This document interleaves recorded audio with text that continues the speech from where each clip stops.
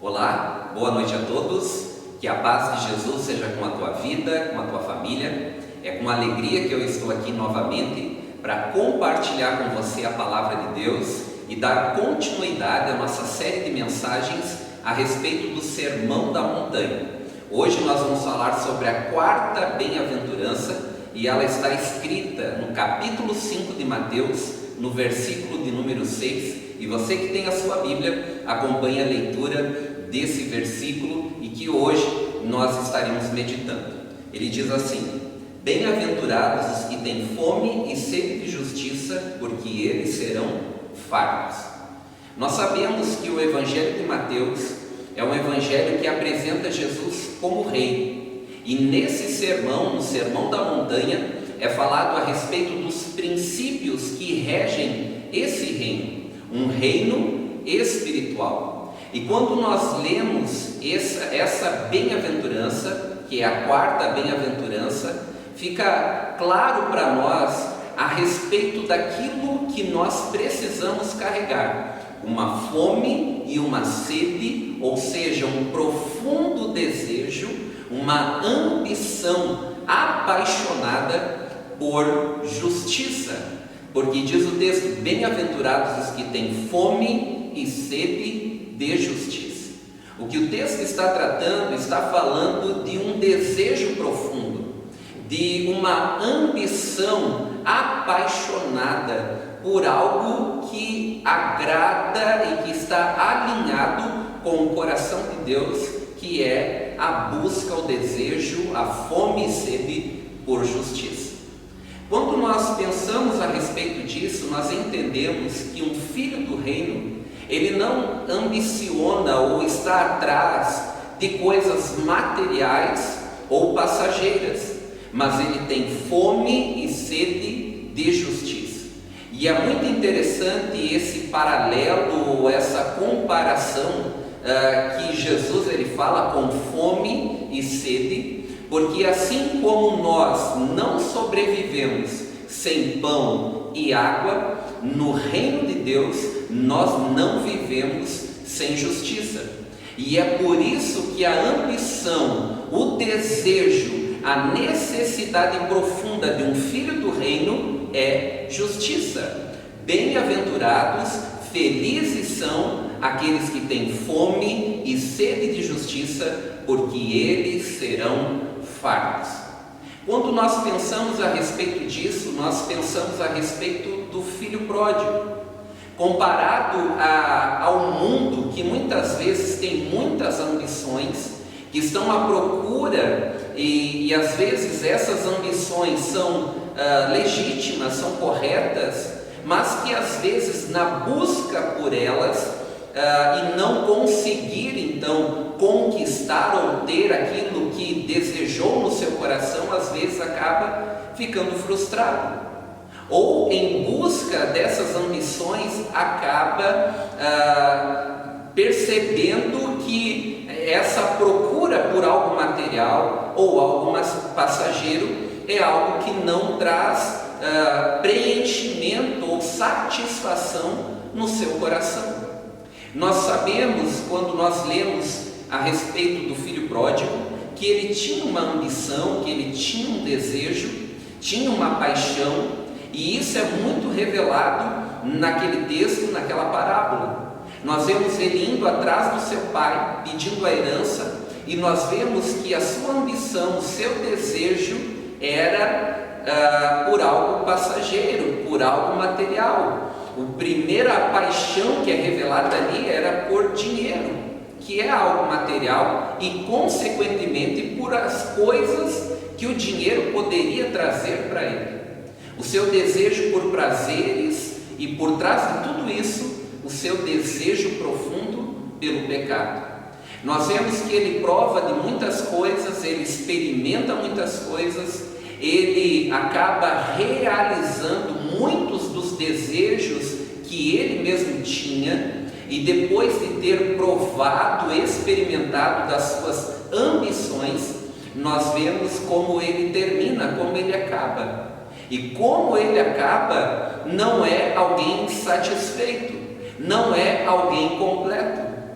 Quando nós continuamos lendo a parábola, nós vemos que ele termina no momento, quando termina o seu dinheiro, quando ele termina aquela experiência que ele tem de provar das coisas desse mundo ou dessa vida, é que ele termina vazio.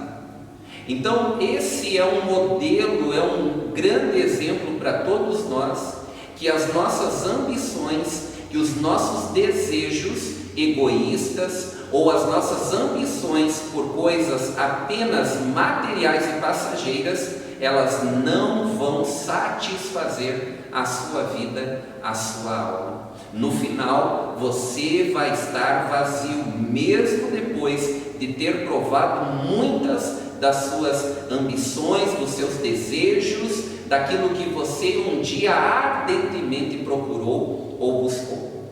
Nós só seremos completamente satisfeitos quando nós buscarmos aquilo que nós acabamos de ler, que é a justiça.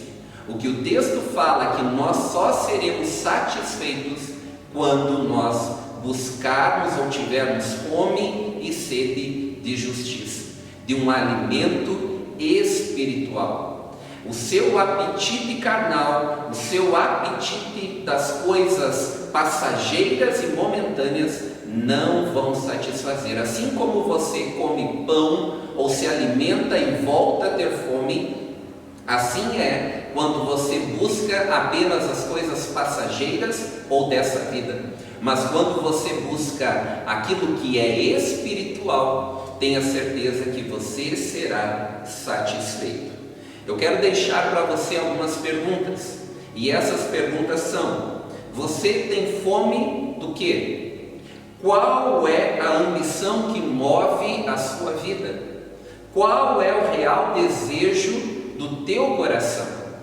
As respostas dessas perguntas vão revelar se você é um cidadão do reino, um filho do reino, se você realmente tem buscado as coisas espirituais, aquilo que Jesus ele fala, bem-aventurados que têm fome e sede de justiça, ou se as suas ambições apenas são por algo dessa vida, passageira, momentânea ou material. Os filhos do reino são pessoas que têm fome e sede por justiça. Eu quero falar um pouquinho melhor sobre essa justiça, a justiça bíblica, e eu quero falar a respeito de 3 aspectos da justiça bíblica. O primeiro aspecto da justiça bíblica é a justiça diante de Deus, ou a justiça legal. É quando nós reconhecemos que somos pecadores, e por ser pecadores nós somos injustos, e portanto nós estamos condenados, até que nós colocamos a nossa fé ou cremos na obra de Cristo, e por meio de Cristo nós somos justificados. Romanos capítulo 5, versículo 1 diz: tendo, pois, sido justificados pela fé, tendes paz com Deus por nosso Senhor Jesus Cristo. É somente por meio de Jesus Cristo que nós somos justificados. É importante você entender ou reconhecer na sua vida que Cristo, ele morreu no teu lugar, que ele levou sobre si os seus pecados, os meus pecados, que ele pagou na cruz a nossa dívida e também comprou na cruz a minha e a sua eterna redenção. É preciso nós entender que é em Cristo que nós somos justificados. Romanos capítulo 8, versículo 1 fala que quem está em Cristo não há mais condenação, não há condenação para aqueles que estão em Cristo Jesus. Então é em Cristo que nós somos perfeitos, completos e aceitos por Deus. É por meio de Cristo que o nosso relacionamento com Deus é reatado, é restaurado. Então é importante nós entendermos que a justiça de Deus ela só é estabelecida na nossa vida por meio de Cristo, quando você deposita a sua fé na obra redentora de Jesus. O segundo aspecto da justiça bíblica é a justiça moral, a nova vida com Deus. Um filho do reino, um cidadão do reino, é alguém que deseja ardentemente por uma transformação. Se você ler o versículo 20 do mesmo capítulo 5 de Mateus, você vai ver Jesus dizendo que se a nossa justiça não exceder do escriba e do fariseu, de modo nenhum nós entraremos no reino de Deus. O que Jesus está falando é que a justiça não pode ser apenas algo exterior ou práticas de justiça, mas que precisa ser uma obra de Deus na nossa vida, uma obra que inicia no nosso coração e que vai sim ser revelado através das nossas atitudes. É uma transformação que só Deus pode operar na vida de uma pessoa. Essa é a justiça moral, é quando a sua vida é transformada por Deus. Um cidadão do reino, um filho do reino, é alguém que deseja ter uma mente pura, um coração puro, uma vida pura. É por isso que você vai ler depois Jesus corrigindo os fariseus, os religiosos, dizendo que ele não aprovava apenas práticas de justiça. Por exemplo, ele fala: olha, vocês dizem, a lei diz não matarás, mas eu digo a vocês que se você odiar o seu irmão, você já está cometendo pecado. O que Jesus está falando é que ele não quer apenas encontrar em nossas vidas atos exteriores de justiça, mas que os atos de justiça sejam fruto de um coração justo, de um coração transformado, de uma nova natureza que somente é alcançada pela graça de Cristo por meio do Espírito Santo. Então Jesus está falando aqui, tratando também de uma justiça moral do coração, porque um filho do reino não quer apenas agir com justiça, no sentido de atitudes corretas, mas que isso venha proceder do seu coração. Ele tem fome e sede de justiça, ele quer a cada dia que passa ser mais parecido com Jesus. O que nós entendemos é que um filho do reino é alguém que ele está satisfeito, mas jamais está saciado.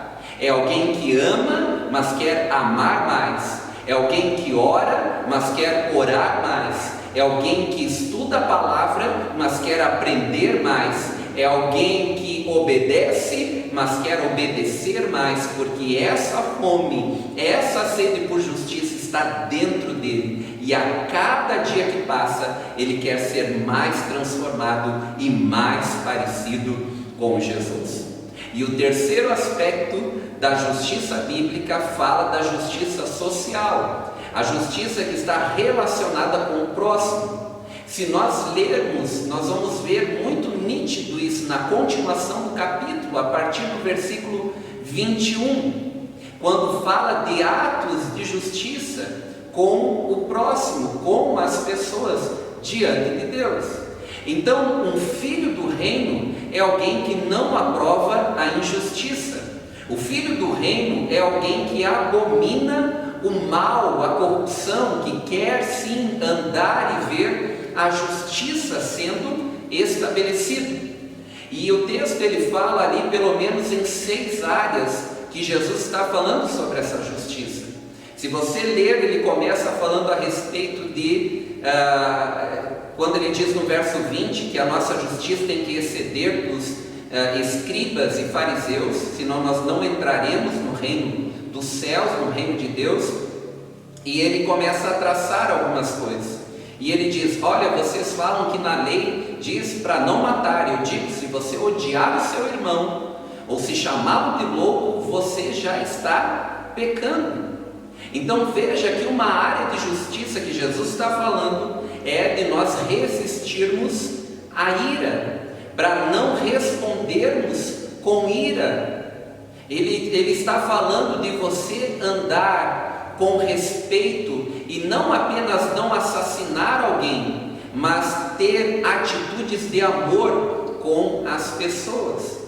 Depois você vai ver que ele vai falar sobre adultério. Ele diz: olha, vocês falam, e na lei está escrito, não adulterarás. Eu, porém, vos digo, se você cobiçar já uma mulher, você já adulterou no seu coração. Então Jesus está reprovando aqui a imoralidade, Jesus está reprovando aqui a infidelidade nos relacionamentos.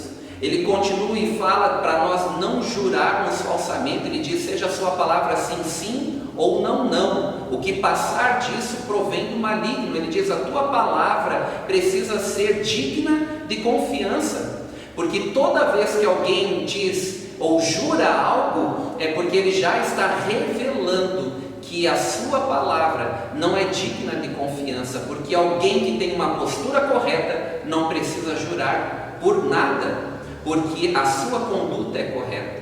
Jesus também fala sobre nós não revidarmos. Ele diz: se alguém te bater num lado da face, dê a outra. Se alguém exigir que você caminhe uma milha, caminhe duas. Se alguém te pedir a túnica, dê também a capa.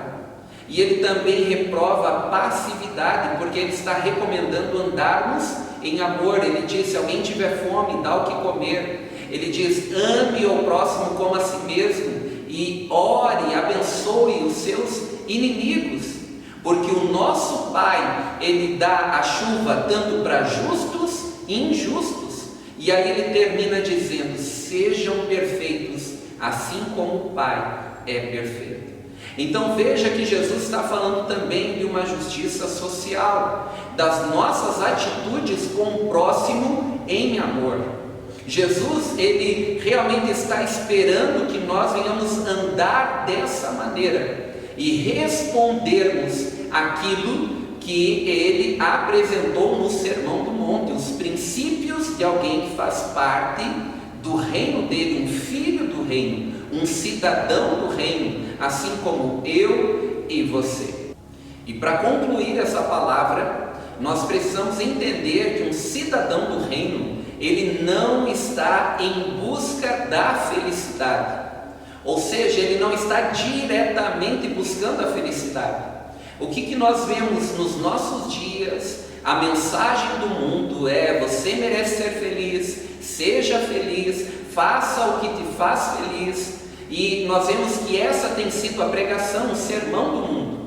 Porém, um filho do reino, um cidadão do reino, não está diretamente buscando felicidade, mas ele está buscando justiça. Ele tem fome e sede de justiça, e por buscar a justiça, ele sim, Deus vai dar a ele a felicidade. A Bíblia fala que o reino de Deus é um reino de paz, justiça e alegria no Espírito Santo.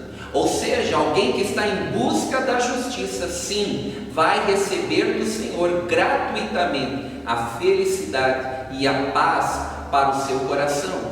O que nós precisamos entender é que eu e você, como filhos do reino, o nosso desejo deve ser por justiça, e por buscar justiça teremos felicidade, porque Jesus diz: bem-aventurados os que têm fome e sede de justiça, ou felizes são os que têm fome e sede de justiça. Essa mensagem do mundo, essa pregação ou sermão que o mundo tem pregado, é semelhante a um homem que tem uma doença terrível e que só quer apenas uma anestesia, só quer algo para aliviar a sua dor.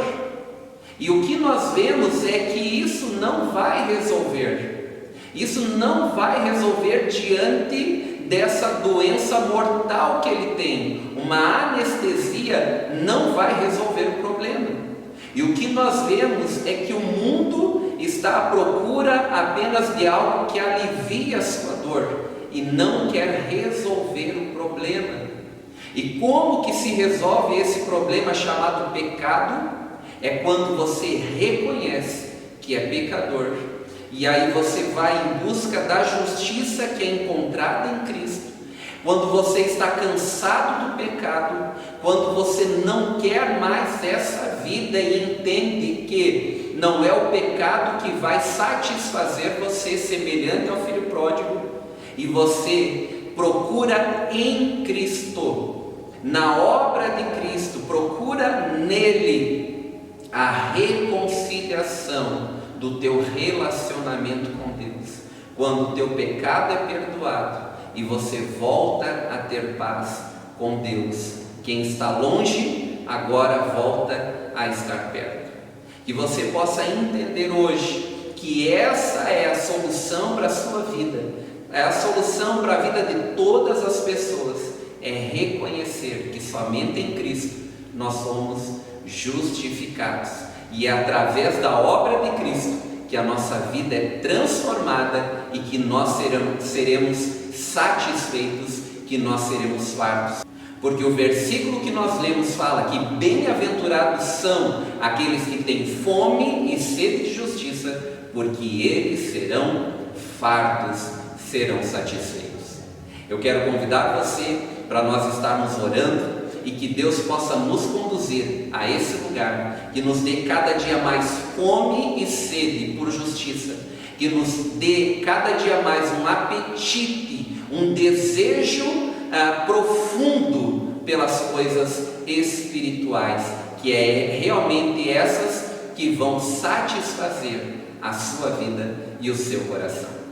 Pai, nós te louvamos e te agradecemos por essa oportunidade, pela tua bondade sempre presente, pela tua graça tão generosa e tão presente nas nossas vidas. E eu oro, Pai, nessa noite, juntamente com cada um dos nossos irmãos, dos nossos amigos. Pai, dá-nos cada dia mais fome e sede por justiça. Dá-nos, Senhor, cada dia mais fome e sede por aquilo que nos satisfaz.